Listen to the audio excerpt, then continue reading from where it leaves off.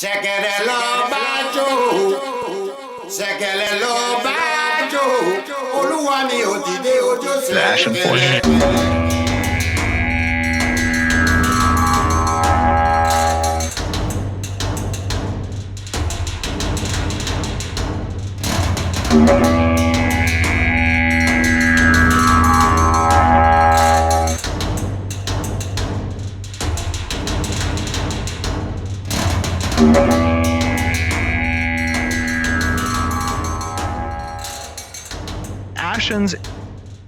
The Ashen Forge. Hello and welcome to the Ashen Forge. I am PhantomX, joined by Diggs and the legendary Neurotoxin. As always, how are you two doing? Great. Feeling good. So what's new? Anything? Cutting trees. Oh, Yeah. Using power tools to trim back some eucalyptus. A real life adventure. the new thing is this conference that's coming up next week, and you posted a link this morning, and there's a couple games I'm kind of interested in looking at. One of them is Arthdal Chronicles, which seems similar to Throne and Liberty and possibly Ashes of Creation.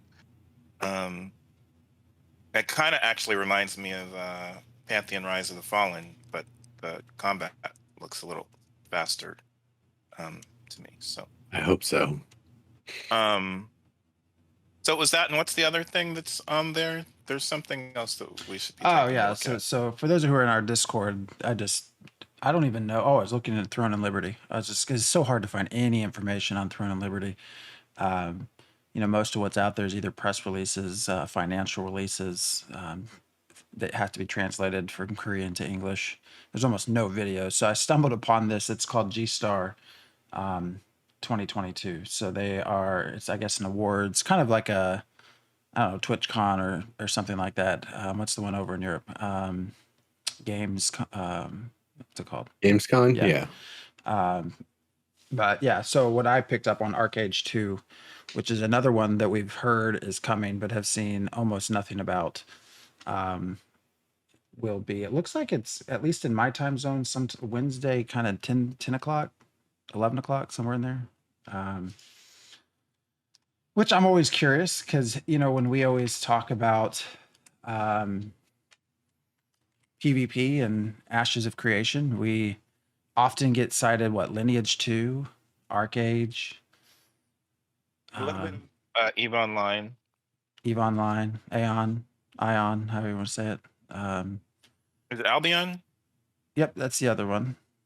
Mm-hmm. And I'm just super, I'm always super interested because here we have presumably Ashes of Creation will be out in, what do you think, 2025? I'm saying Alpha 2 goes a full year, so that's 2023. Beta will probably be 6 months to a year, so most of 2024. So let's say late 24, 25, if things go well. And so I'm just always curious in that time frame what else gets released. And so when everyone that is all of the PvP players, which is where we now focus, cite these other games, it's really interesting to me that in the next 1 to 4, probably 1 to 4 years, you're going to have Archeage 2, you're going to have the Throne of Liberty, which is sort of the follow-up to Lineage 2. You're going to have Aion 2. It's just I don't know, it's just interesting. They're going to have a lot of competition against the games that everyone has all these fond memories of. So it just always gets me curious. I need to see if you can give me a link to that one about Throne and Liberty that said that it's going to be a balance of PvP and PvE. There was a clarification you said. Because mmorpg.com was saying that it's going to be focused first on PvE. So I'm wondering what yeah, there was an earnings report. So I have that. I can post it. I can send it to you. Yeah, there was an earnings report and that question was asked by shareholders. And so it was, because I don't know if you watched the in-house beta that they released, which was like 3,000 of their employees. It was largely just PvP. So the question was more, are you going to add more PvE? And the answer was yes, it'll be a balance. So, which was a little bit different than what the article had said. So, Yeah, it's going to be interesting because there's these different types of MMOs that are coming out as well.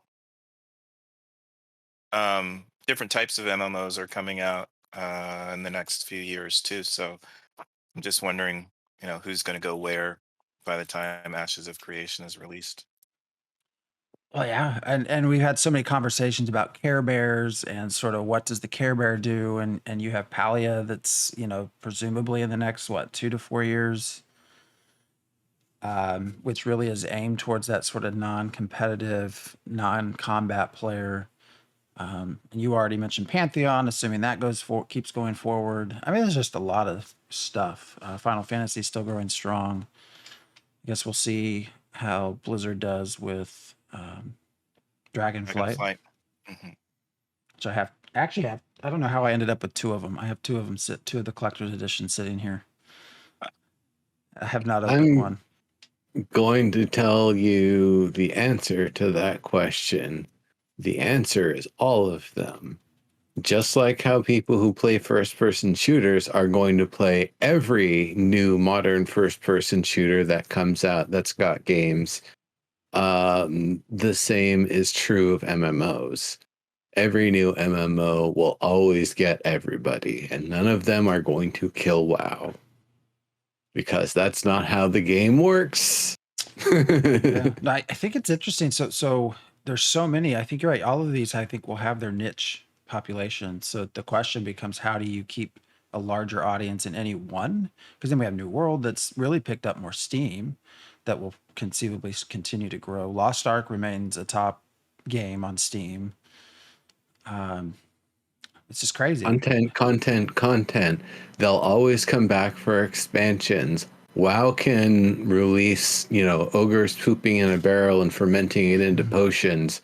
And so long as it hits that 6 month to 1 year interval and they're calling it an expansion, everyone will do it. And everyone's going to be going out there getting ogres pooping in barrels. That's, maybe. I mean, I think WoW is doing a kind of decent job for me, at least with in the last few years. I mean, there were years where I was like, yeah, I don't give a crap about this expansion. It's the same old thing. I think people come back to try and see what it's like. Can they keep people for more than 3 weeks? And I think WoW has been doing a fairly decent job of doing that the last couple of expansions, or maybe just the last one. So I don't know if you need to be a WoW killer, but the question is, where will people be spending most of their time 6 months, a year in? I think New World has been kind of doing a surprising job of adding new content often enough. It's not even really an expansion. They're just updates. Kind of reminds me of No Man's Sky in some ways. Just play for 2 months and take a break and come back, and another 2 months they'll have something else for you to play and check out. Well, and WoW's a good example because you're right. Both of you are right. I don't think those populations will ever really drop too much, just because of everybody's. We've talked about this in the past. The sort of nostalgia element, the fact they've been playing for so long, the amount of time and money they've invested in, and so the longer Ashes takes to come out, the more you have these games that are sort of building up their stable populations.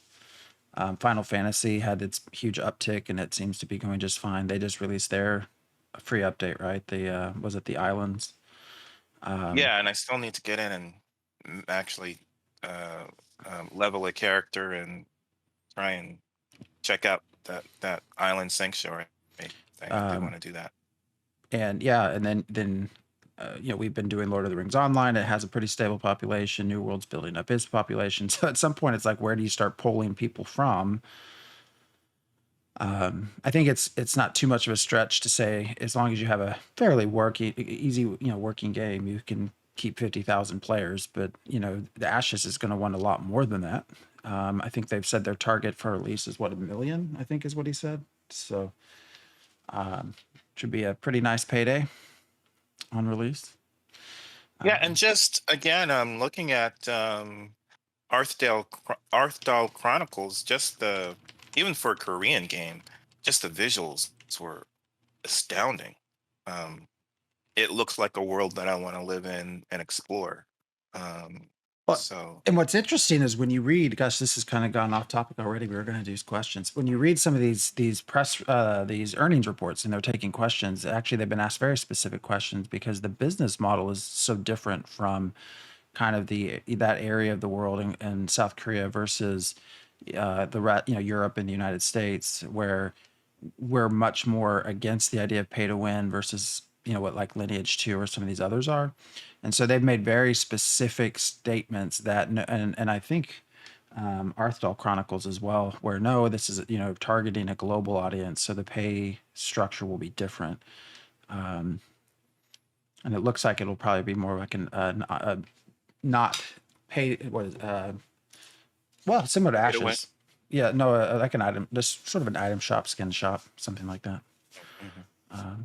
And Terran makes a good point. There's seeing the word cozy being used for PvE games and development, coming up quite a bit more. I think people are starting to realize there's the potential for a big audience on sort of just a very chill, well done group MMO where you can also be a single player, but you have these interactions and you're not pressured to go out and fight every time you log in. I want to say, well, I can't get in the heads of the people that are working on making more of these cozy sort of MMOs. I have seen a lot of RP servers for games like the Grand Theft Auto 5 RP servers where people are able to do all sorts of emotes and gestures, and it's hacked to do all sorts of stuff where you can like search people's inventories and like do cop stuff and like check people's records. It's got voice communication that works in a really interesting way.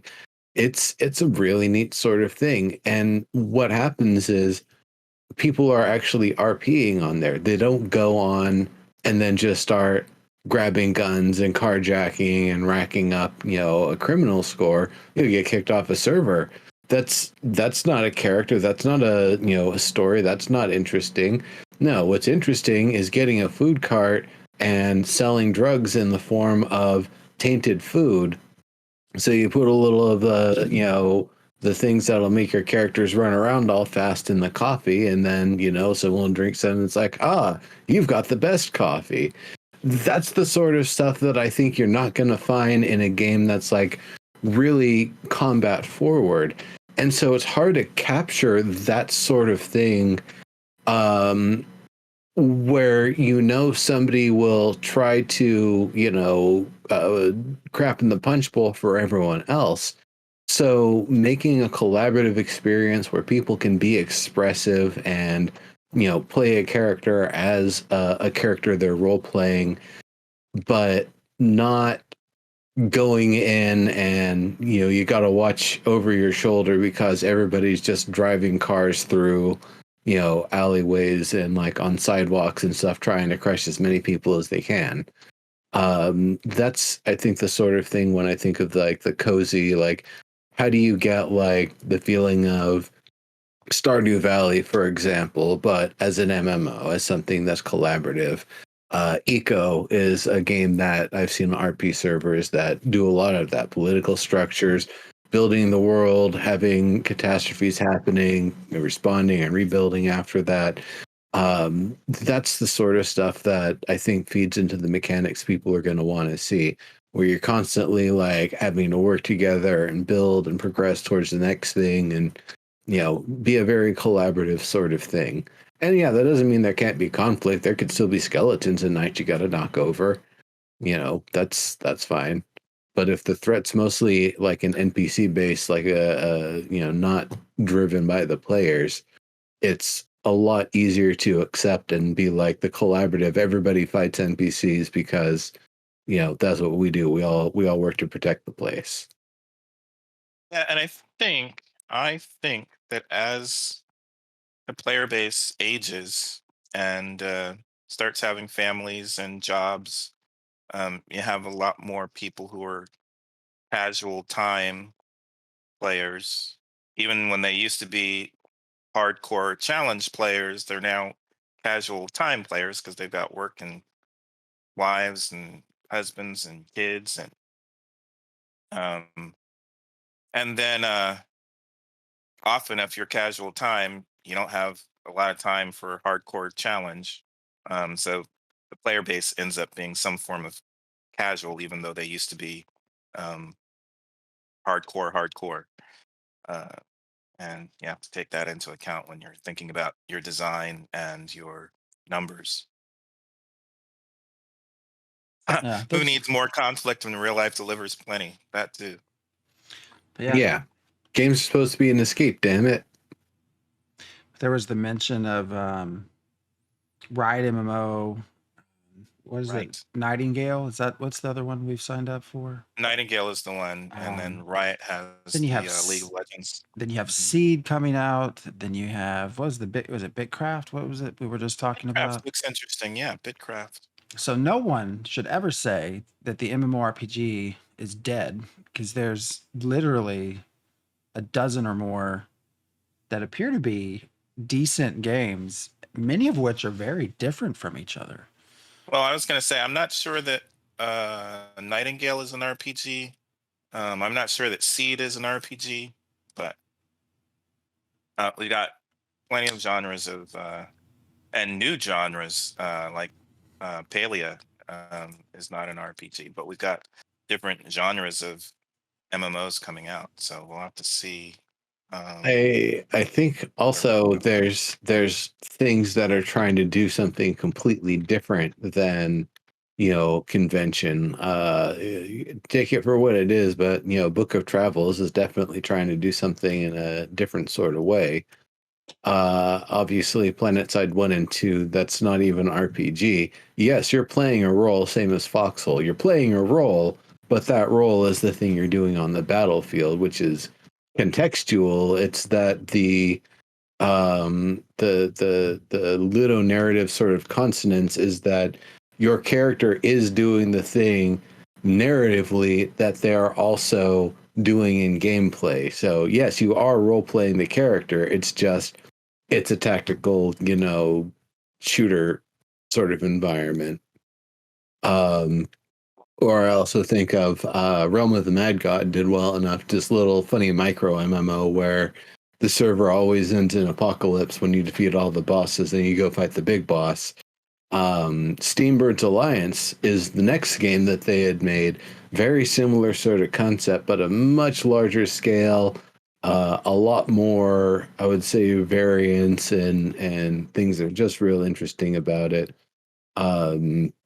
Definitely interesting sorts of take on the like what could be MMOs if you try to reduce as many factors as possible and make them very simple and straightforward.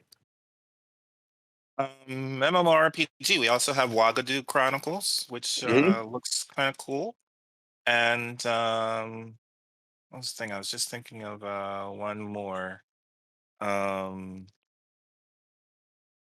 So that's the RPG. There's one more I was thinking of. I can't remember off the top of my head. There's But several yeah, we've other got little some. ones out there. Yeah, Mortal Online too. I kept hearing people Oh, talk about.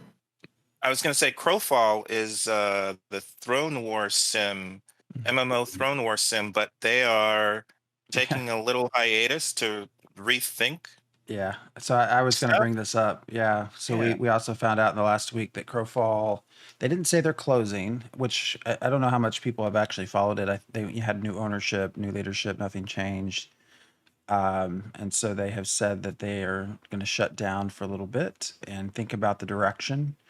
It sure sounds like it's not going to probably reopen, but again, another thing that's interesting to me because they thought for sure there would be this big PvP crowd that's really the bulk of what they would do, and it just didn't work. And that's something we've seen time and time again. They tried to add some PvE elements over time. It just didn't really take hold or work. I also think they very much suffered, which is why I appreciate the way Steven is doing this. I think they very much suffered. They were one that once they turned on their alpha, doors, they didn't shut them down. And so when it got to, oh, it's beta time, nobody really cared. when it got to, oh, we're finally releasing, like, it's like, oh, bullshit. You've been released now for like 3 years. Cause we've been playing. And so there was just no rush of people to come check it out because everyone already had their chances to during development, which is probably a poor time to check out a game. So, well, my favorite part about Crowfall is that it's made by some of the guys who did Shadowbane, and Shadowbane was play to crush. It didn't last too long for an MMORPG, and they ended up. They're more successful. Their most successful game is Wizard 101. So they went from play to crush to, hey, have fun with your kids. Um, and then they tried to do Crowfall, and they haven't had as much of success with Crowfall as they were hoping to. So I know people want to do these PvP MMORPGs, but seems like the ones that focus a lot on PvP end up being pretty niche. yeah.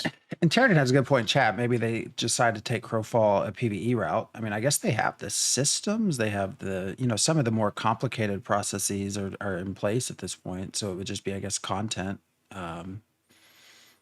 probably. I like the idea of limited seasonal engagements that when they resolve, the stuff you take back, you're building into that Eternal Kingdom thing or whatever. I like that idea for Crowfall. But for me, I wanted to see more that the Eternal Kingdom was then like your own emergent story gameplay sort of place that's continuing to grow and progress and have different arcs and things like that. That would have had me definitely a lot more interested, but then it would have still been a little bit difficult with the actual nature of what I saw with gameplay and how it felt and how I kind of came to it, and then also kind of the emptiness of it when I played. That it's like this whole vast bountiful world of riches, and I can go and collect whatever I want until I find other players who will inevitably gank me because they're higher level. And there's some other stuff to smash and things, but I'm really hoping that they can take what they had and do something a bit different with it and make it into something that really does well and really succeeds. And maybe if they want to have an arena skirmish mode that people can join into, like an optional PvP sort of thing that's just like combat focused, great, do it, have fun. Well, but do that as like a side thing. And there's an interesting question that came up, I think again, Terradin, when I mentioned that they were shooting for 1 million players on launch and how New World did reach 1 million and kind of quickly deteriorated. I'm super curious to see how Ashes ends up, because it's such a different launch, is going to be so different than other launches because nothing's there. Like there's nothing there yet. So there's nothing to experience. Right. So are you going to have this, are you going to have people stay? There's no cities. We're building the cities. So, but that's what I mean. That like this content, when New World released, right? It's already there. You can rush through it. People did. They rushed max level, went through all the stuff. And Ashen. That's the point. It's supposed to start open. Exactly. But that's what I mean. I'm curious how long people stick with it. Like, does that mean people will stay around longer before they decide to move on? Do they get frustrated that they have to wait for a Metropolis? I'm just really curious how this works, because I don't think we've ever had an example. You're right that the long game is going to be a part of it. Hypothetically, with what is it, the modern MMO these days, you buy the $60 box on the shelf at whatever local store, and then you install it and it comes with a key for 1 free month of gameplay. And I can see how that would be a little bit tough to hook people a single month, because Yeah, if you're coming in that first month and you don't fully understand it, it's never really explained to you because you only ever play with your, guild of 200 people from whatever other game, and none of them get it either. Yeah, it's going to be hard to keep people hooked because there won't be the metropolis, there won't be the big cities, they won't have been able to have the opportunity to exist yet. If people are getting 3 months with their initial purchase, well, now that's enough time to actually have things grow and progress with the system as it exists, as it's been presented to us so far. That's enough time to actually get some places that look like visiting, that look like you can actually settle down and do some stuff, or maybe big enough that you actually want to try to get some people together and knock the walls down and you know, just do it for out of spite for whatever reason. But that's I think one of the things that I do now realize that giving people just 1 month with the initial subscription with the initial purchase rather might not be enough to keep people playing for long enough to see what the game actually does become. Yeah, and the question about land rushes, T-Elf beat me to the answer. Archeage did have this sort of land rush, and by the time I got there, most of everything was taken. But that won't happen in Ashes because you can't, not until there's a T3 node. Although we've been told, what's the time frame to get there? It's what, a couple weeks. Yeah, it's not instant, and Yeah. it does take effort. It's Um, like you don't just appear in an area and then diddle around for 2 weeks and then all of a sudden, growth. It's you get to a spot, but then other people are there actually working at it, trying to build it up.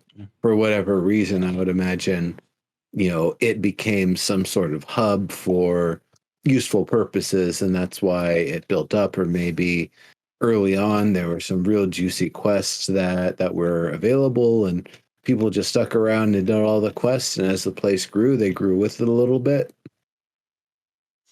it's just the goals are going to be different. I guess that's the other part that just makes me curious to see how this works. Like, Archeage is an example. Yeah, your goal is to level, get to that zone first, so you can get your land, so that you can start doing this, building a farm or whatever.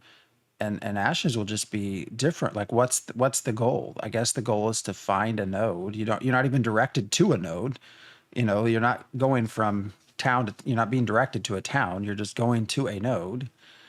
Build your node type and try and get it based on your racial Yes. influence, so you can do your racial progression. And I would hope that my hope is that if you're building your village and town and city, that you're going to be invested in defending it from whatever. But I mean, it's like, That's the intent. That's the entire point of the economic system. I had actually responded. Someone had a question on one of the Ashes subgroups on Facebook, one of the unofficial ones, about are you going to have your resources in one common bake across all of your places, or are you going to have to walk your stuff around to get them from point A to point B? And it's the second one, and that's specifically because they don't want you to just up and run away with all of your stuff the moment that your place is going to be attacked. They want you to invest your resources in defending it. And if you're planning to escape, you might not be able to take all the big furniture because that might require a caravan. So the best you're going to get is everything you can pick up, and you and your buddies can ride out of there to wherever your safe location. That's all you're going to be able to keep. And when the place gets knocked over, that's that. You got blueprints. It's not completely gone. It's fine. but like, what's my goal as a player? I log in and I find an area. I start, I guess, doing some quests, killing things. I'm expecting the node to level up. I don't know. There's just such different goals initially, less clear end goals. I don't know. Well, because you don't care about leveling, but I'd be still trying to progress my class and I care primary about archetype. I care about freeholds and farming. So number one, I'm going to be stuck until I can find a level 3 to go get a freehold. But even then, I'm going to still be time gated because it's not going to be an immediate, process to building a farm and knowing how to do everything. It's going to take a while. Because in watching one of our interviews with Steven, he mentioned this. I think it's probably me that asked the question about gathering. Actually, it was about gathering while waiting for a freehold. And he basically said that. It's like, well, yeah, you're going to have to wait some time before you can have a farm. So you're going to probably want to go be leveling your gathering skills. Because, of course, I'm going to try to not be a combatant if I can in any way. Yeah, AOC Crafter. You're gonna fight trees. AOC Crafter, you and I are just going to sort of hang out for probably a good 3 weeks while we wait on everyone to get things going. No, hopefully we can contribute. Gathering will be a big part of that. But I don't know. I'm gonna find a beach. I'm gonna chop some trees. I'm gonna fish some fish. I'm gonna convince some people to come hang out. I'm gonna make some bows. We're gonna shoot some bows. Then eventually the civilization will build around it. Rowan makes a good point as well, that it's going to take wealth and supplies to build a freehold. So we also have learned that it's going to take a lot of work initially to get that freehold. Now, if you lose it to a siege, it should be much easier to get it somewhere else. But that initial freehold is going to take a lot of work. So, and actually, as I'm sitting here talking, I'm starting to think, well, damn, how long am I going to be playing Ashes before I actually get to do what I want to do? Because that drives me nuts. Lost Ark's like that right now. It seems I can't do anything fun until level 50. Okay. I think with that in mind, it's one of those sorts of things that kind of go back to New World with the crafting or the harvesting rather. Is it going to be more worth your time to try to accumulate resources all the way from start to freehold and just be gathering and gathering and gathering for it? Or is it going to be faster to do whatever gets you the most experience, just doing contracts here and there as fast as you can? Follow along a caravan. You'll maybe unsheath a weapon if it gets attacked, but you might just run away, whatever. But get your experience up, and then once you're max level, then getting the resources to get your freeholds is going to start being a lot easier than trying to do it as you level. I would imagine it's going to be 50, 60. What was the max level again? Is it 50 or 60? Yeah, I don't remember which they've settled on at the moment. But I think, right? I thought it was 60. I think I won't have a lot of pushback on this, that it would behoove them to begin showing us some node progression in these dev live streams, since that's the big draw and we've seen very little of it. We still don't have nodes 3 after 5 years, and we still don't have the third know your nodes type after 3 years. It'd be nice to get some eyes on what's happening with node progression. Yeah, now that we're starting to have more of these games like Stardew Valley, where people are, building these houses and inviting people over, and that's becoming a big thing. Freeholds and nodes, like, people are gonna want to do. There's gonna be lots of people who want to do that quickly, I would imagine. Yeah. I mean, that's going to be the expectation if you've not been following this, that you're going to get your land and start working towards it. But I'm just saying, as these other games come out, where even with the Island Sanctuary thing in Final Fantasy, like, that's becoming a big draw. You might want to do that earlier rather than later, even in your gameplay, even though you think, previously there's been a heavy emphasis on PvP. You might. Well, TL got me thinking even more. Said, well, while you're waiting, you just buy the blueprint for the freehold and you start gathering materials for it. But it's like, okay, well, I'm sure a blueprint's going to cost a lot of money. And so really the only real main way of getting coin early on, I would assume, is quests, vendor fodder. I mean, you would sell your gathering resources, but who's going to buy them? Because no nodes exist. Therefore, the crafting tiers, like you're going to be limited in your crafting abilities early on too. So who's going to buy your harvesting materials if they can't craft with them yet? So then how do I get money? So I guess that's the point of A2. I think in I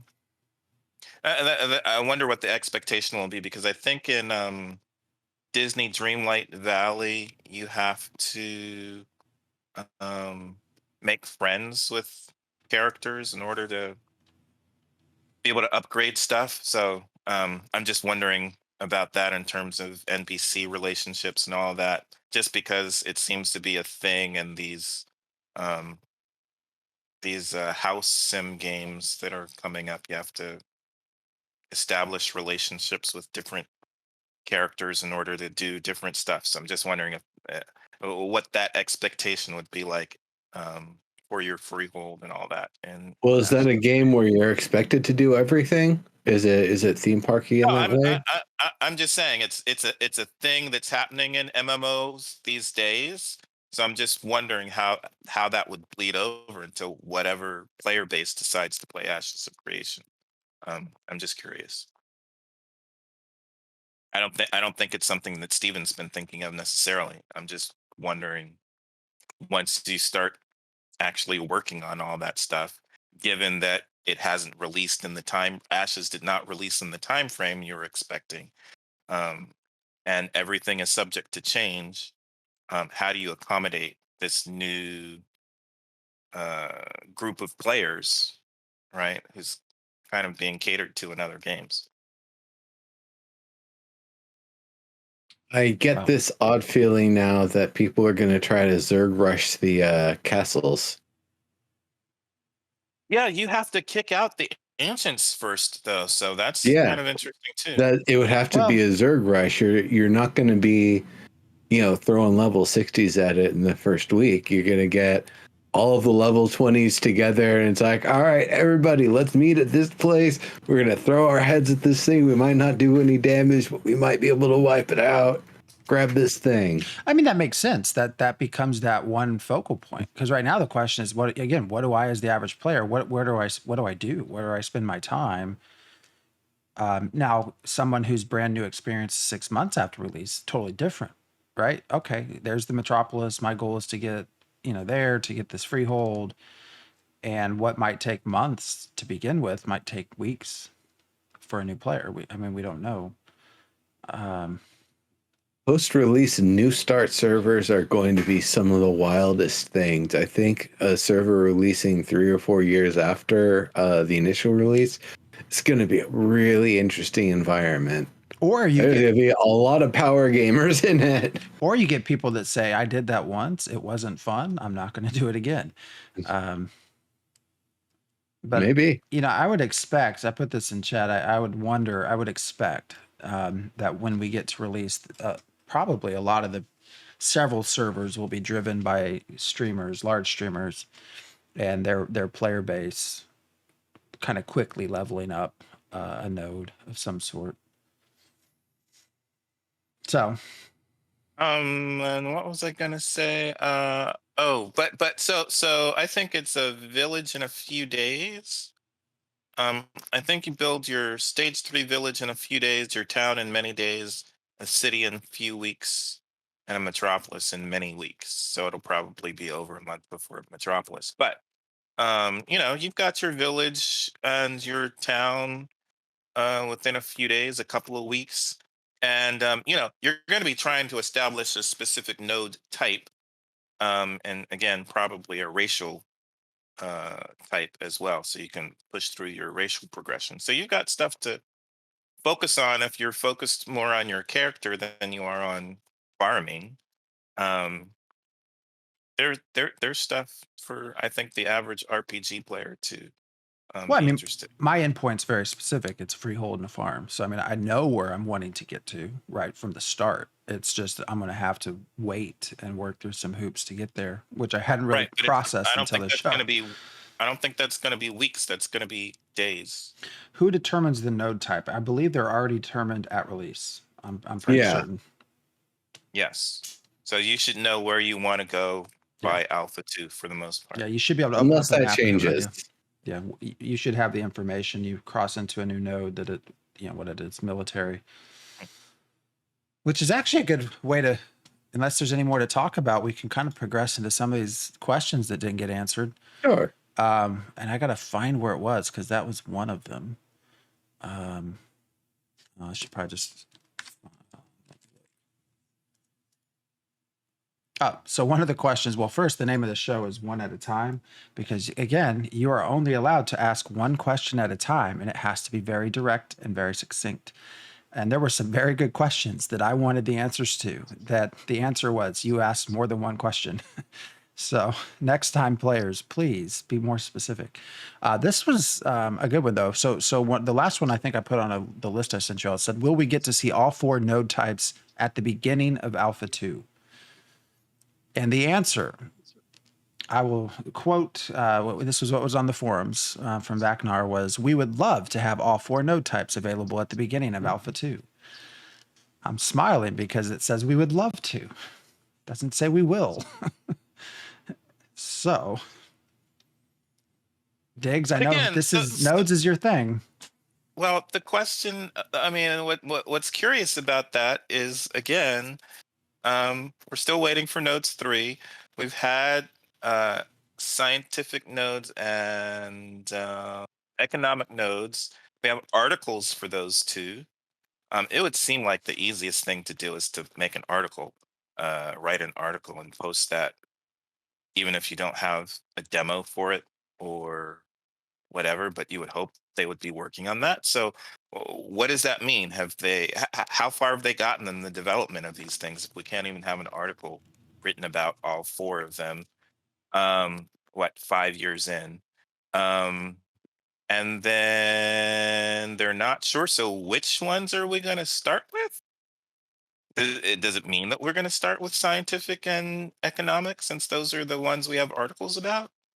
Yeah, that's interesting. And again, just I'm kind of more fascinated about the schedule of things and what not having information at this point, the end of 2002, means for when we can expect Alpha 2, because I think by November of 2020, we were starting to have some playthroughs, some previews of Alpha 1. We played for a few weeks and then, basically spot testing Alpha 1 before that released in May of 2021. And it's 2022, 2 years later that spot testing started. So when is Alpha 2 gonna start? And end of 2023? I don't know. That's my interest at this point. Did you say end of no? Alpha 2 is not I- the end of 23. I I'm guess saying for so we had spot testing in 2020 for an Alpha 1 that released in July of 2021. So if we're at the end of 2022 and we don't have any spot testing yet, that means that spot testing is not going to start before the beginning of 2023.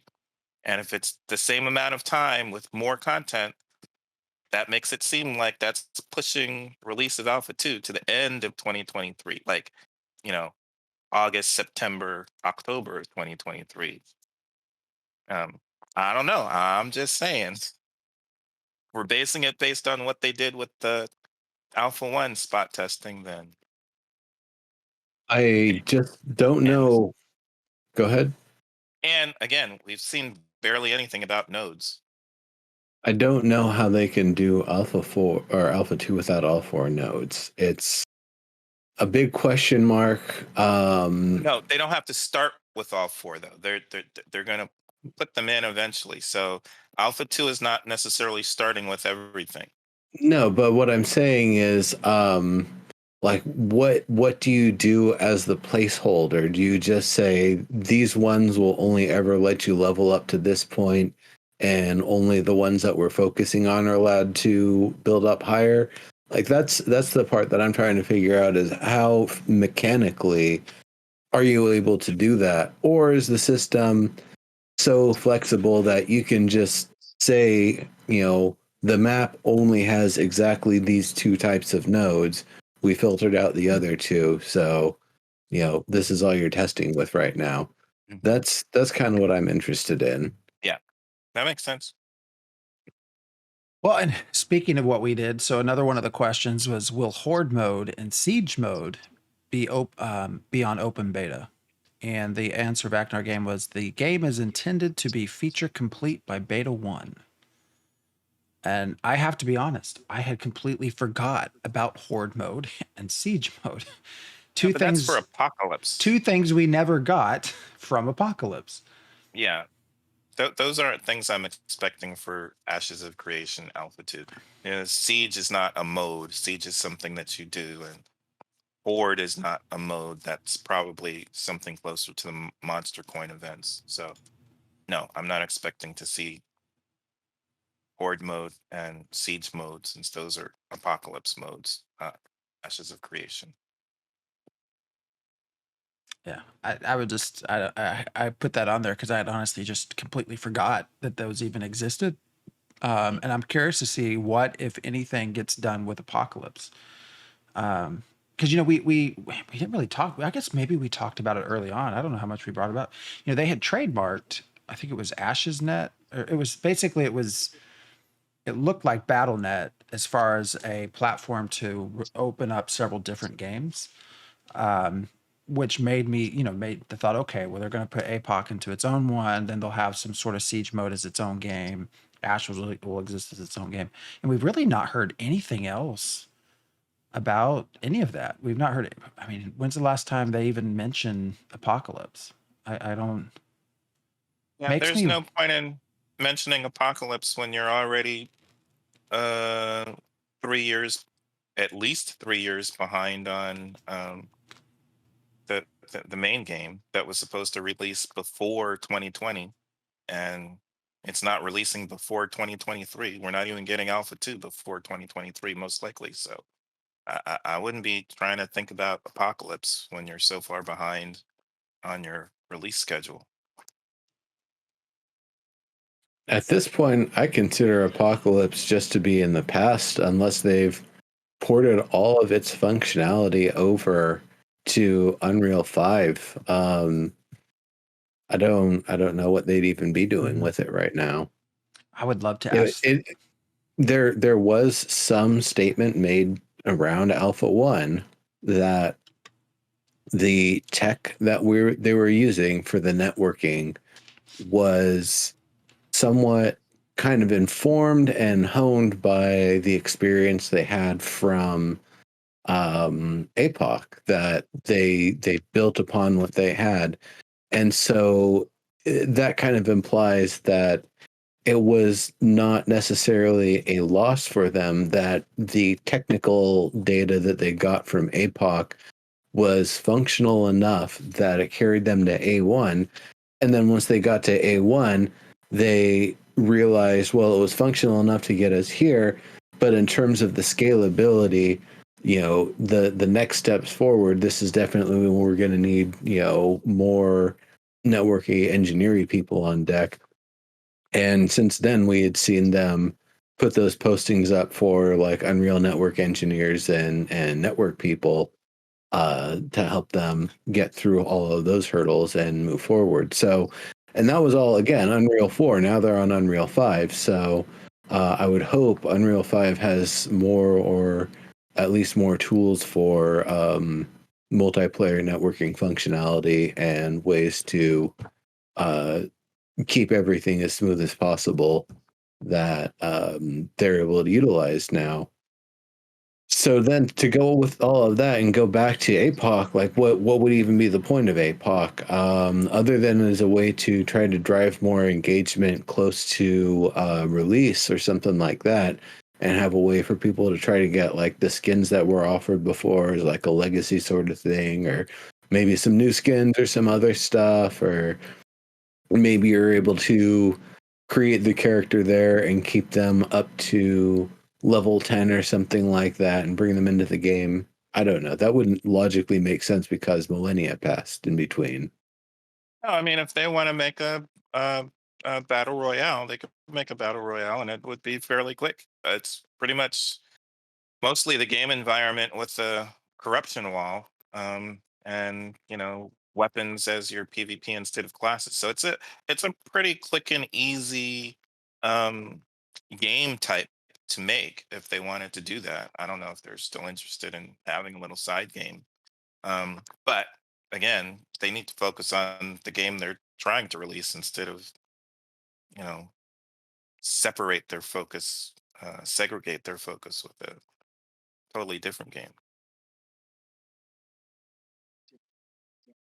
Here was a question that I was very, very, I wish this would have been answered, but it was such a convoluted way to getting to the question. And there were multiple questions asked within the question that it did not. It was one that said basically clarify or ask one. The question essentially came down to, I'm not going to read it because it's really hard to follow, but it basically said, as of right now, when I buy a cosmetic, I have not been told whether this is on a tier 1, a tier 2, a tier 3 freehold, for example. You have not told us this. Apparently 2 years ago, Margaret had made a comment that he had the list of these, Stephen had the list of what tiers to be approved, but that's never been mentioned publicly. And so the question was, am I going to be allowed to use these skins on any tier? Because I purchased it and you didn't have it specified when I purchased it. So, and I think that's actually a very good question because we've talked about this, right? When we're buying these freehold skins, are you going to have to wait until your freehold has reached a certain, a metropolis level before you can actually use the skin? Because it doesn't specify it when you purchase it. And I thought that was a very, very good question, and it did not get answered. I agree. That is a good question. And it kind of makes me think about one of the other sorts of things with the mount skins, because things are in some ways supposed to be somewhat representational. So at some point, you have to draw a line. If I've got a very tiny creature that I'd be riding and I put the skin for a very large sort of mount, and that actually increases my height and my ability to kind of see over things, is that actually going to work, or do you have to put equine sort of skins on equine sort of bodies? You got to put like bear-like skins on like bear-like bodies. Birds, maybe they're a little more interchangeable or whatever. What are the limitations on the skins you can put on the mount relative to what size and category of mount it is? Like, does Diggs just need to have like a normal bear first before he'd even be able to put the stuffer tin on if he had it when he gets it? However, or horse? Yeah, would you put the stuffer tin on the horse and then it becomes your bear? And so that's kind of a weird sort of thing. But if they're going to have that level of like any mount skin will go on any animal, and somehow you've got an animal that doesn't normally spit, but you're using a lizard that has a venom spit, and so now I don't know, you've got a bear that barks or something and venom comes out. That's some of the stuff that I'm wondering is if some of the classifications of things are partially limited to what sorts of abilities the creature would even be able to have and do and utilize. Obviously, you're not putting a hover mount or a flying mount on, or a hover skin or a flying skin on, a land mount. That's not going to work. And vice versa. I don't know. Maybe a swimming tortoise or something you might be able to put on a normal tortoise or something. I don't know. Like that's all stuff that is very ambiguous, has been left kind of ambiguous. it probably would be nice for the sake of, being clear about what's being sold. There's already a disclaimer that none of this stuff is going to make your gear more powerful, that it's just aesthetics. But then I guess the other disclaimer is, how can I actually use all of this stuff? What are all of the restrictions and limitations and all of that sort of stuff?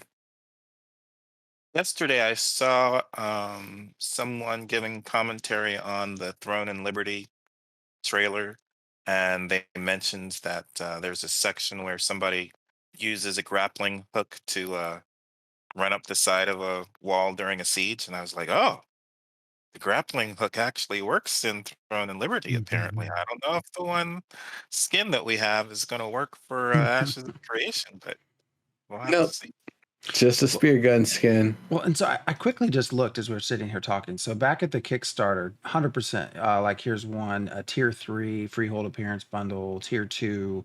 So Kickstarter, clearly it's labeled what tier. But if I go, Are they? Hold on. Are those actually saying the tier of the freehold, or are those saying this is the package tier? This is the package level you can buy, and we are calling it tier 1. no, it is calling the skin itself is the tier. Because there's multiple. There's tier 2, tier 3. I believe. But if I go to the current one, so what is this here? This is the, what was it called? I don't remember what it was called now. Whatever. The current skin is, it doesn't say anything about what tier that you would be able to use it. So I don't know. I felt like that was a good question. That was a fair question. That's a good question. Yeah. Just had to be worded better. So hopefully someone else picks it up next time. I might. It's not, I don't think it's a gotcha question. I think it's a fair question. There was another one that I thought was more interesting in the answer. So one of the questions was, now that you are starting to show and talk about class kits, can you give us any details on what support roles or classes will be in the game? And I think we talked about this in the past, this idea of a support class. I really missed the time of an enchanter as in EverQuest, EverQuest 2 as well, enchanters. Well, the answer, so given, again, the question was details on what support roles or classes will be in the game. The answer from Vaknar was, please stay tuned, and we will have updates on the cleric archetype and classes very soon. So apparently, whatever they'll consider to be support class is going to be stuck underneath the cleric. Which I don't know that that's and exactly the give one case. example. Yeah. Wow, I was going to say, I don't exactly think that's the case so much as, instead of answering the question directly, it was, I'm going to answer it with a call to action to the cleric thing coming up, not necessarily saying, here's what we plan to do, so much as, hey, check out this thing coming up, friend. And so I think it was more of like a non-answer sort of answer. I hope you're right, but I specifically read that because a lot of people will look at support and think healing, and that to me is traditionally is not what a support person is. They might have some healing in their support, but they are not a healer. Yeah. And so I thought it was just very interesting, the wording that was chosen to be used there. I hope you're right, but I don't know. I think they're not going to do that. That's how it reads to me, is just that there's something coming up. He wants to get people's attention towards it. I appreciate that. But at the same time, also being able to not answer the actual question directly. But shouldn't you know by now? Fair. Shouldn't you know? It's no. It's not about knowing. It's about what they're actually willing to reveal. And remember, Vaknar is, there's like Maggie, and then I want to say like Roshan and Vaknar in terms of like the hierarchy, if I'm getting things right. I don't mean to misrepresent anything, going on there. Everybody there is awesome, but I would imagine the lower seniority someone has, the less they can actually divulge about this sort of stuff. So it's Well, if back not giving the answer, I can see how it's safer to just say, "Hey, check this other thing out," than either not answering or having something he's not allowed to say. well, as someone who likes support classes, I wish that answer would have just left out cleric and just said we would love to have some updates soon. So the first question I thought was kind of interesting. What is the intention of castles? I think it is unfair for citizens who do not belong to the guild that controls the castle to pay taxes for them. It's like, what world are you living in? It's just how it works, man. Yeah, with great power comes great responsibility. If you want the people running your kingdom to be able to afford all of the defenses and resources and supplies to keep the vassals all protected and keep all the walls up, you damn well better play ball with them. And if they're too intolerable to play ball with, you better kick their stuff over. You got two choices. You got three choices. Dig it, kill them, or get the hell out of there. We're almost out of time here. There was another, so Teal'c actually asked a question as far as skill trees. Will we see the whole tree to play on our path, or will we have to choose blindly? And the answer was the current intention is for players to see the talent so that they can plan their choices, and that this is subject to testing. Although I would imagine that will end up on many wikis, regardless of whether you can see them ahead of time or not. Well, there's several other on here, but we're at 9 o'clock. I don't know if y'all have anything else. Oh, this last one. I thought this was, again, we kind of touched on this. I just want to mention this. This we talked about did not get answered again because it was too many questions. What are you doing to counteract guild zerging and streamer controlled servers? Game is going to get stale very fast if it turns into another Ark survival with massive zerging. Again, I also think that's kind of a fair question, but I also think that's sort of intended, right? That's part of the. I mean, what's the question? Or what do we? What are the? What was the answer? There was no answer. There were too many questions, so it did not get answered. Are you? It's there was more to it. It said, "Are you limiting the amount of players that can participate? Is this number dynamic relative to average guild size on a server, static to a certain number?" But I mean, I feel like the core design here is that if someone puts in the effort to create a guild, even if it's a streamer that can zerg, then that's what they'll do. And if you don't like it, you're expected to put together your own guild to go and take it back from them. Steven says that there's mechanics in place to minimize zerging. So that's one of the curious things to watch for is what is that? I mean, that's part of the reason why we don't have fast travel. We just have fastish travel to minimize the ability to zerg. So, well, I also think of says that she won't be able to do that much in Ashes of Creation. I think of a zerg, like you get 200 players, they all sneak up from the hills, and then they rush and they attack a place, and when they get there, their shots aren't actually doing any damage to the walls, and nobody's really responding because you're not actually sieging them. You're not actually destroying the infrastructure. You might attack the guards and piss them off. That's probably not going to do you very good. But a siege requires a siege, formal declarations, war machines, that sort of stuff. You can't just run 200 dudes up to a village and say, "Hey, yo, we're running your stuff. Give us everything." They'll just say, "No, we've got the common spawn point. You start killing us, you turn red. Things are going to go real bad for you real quick." That's you're not just going to be running up on a place. It's going to be a siege. There's going to be war machines. There's going to be planning. Things are declared. It's formalized. It's that's what war in the game is going to look like. Well, I think we will stop here for tonight. We are getting into the holidays. We've kind of talked about this. I think traditionally they stopped doing some of the live streams as we get through Thanksgiving, Christmas.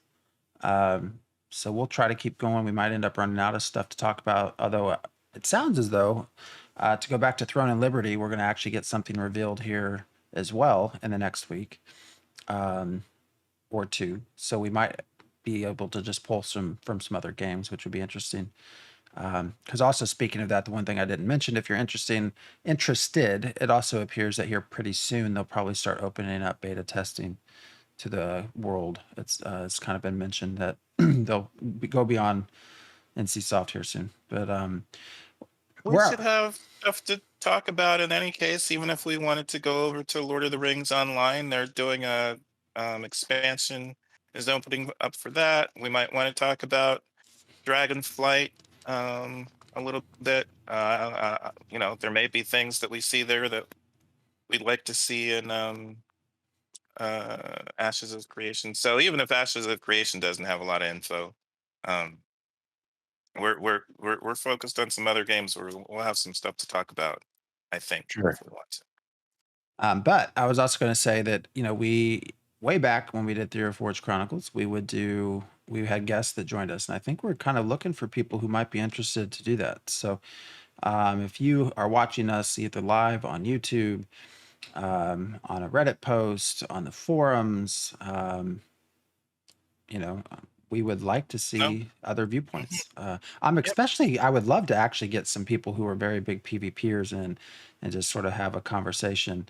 The conversations on YouTube have been much more civil here recently, which I'd love to do live as well. So it's very interesting. So I started us a TikTok channel, I don't know, a few weeks ago, and it started to actually do much better than YouTube. But it's very interesting. So YouTube, if I go on there and I post anything that's sort of viewed as negative, right away you get all kinds of responses. You know, you don't know what you're talking about. This is wrong. You know, this isn't how it was. Very much in support of Ashes of Creation. And TikTok is so different. I sent this to our Discord as well, like all the comments on when they did their harvesting video. And everybody's like, what the hell? Like, this is Valheim. This is New World. Like, this is what this game is? It's just so interesting how different the populations are between the two platforms. Like, just night and day. It's really interesting to explore.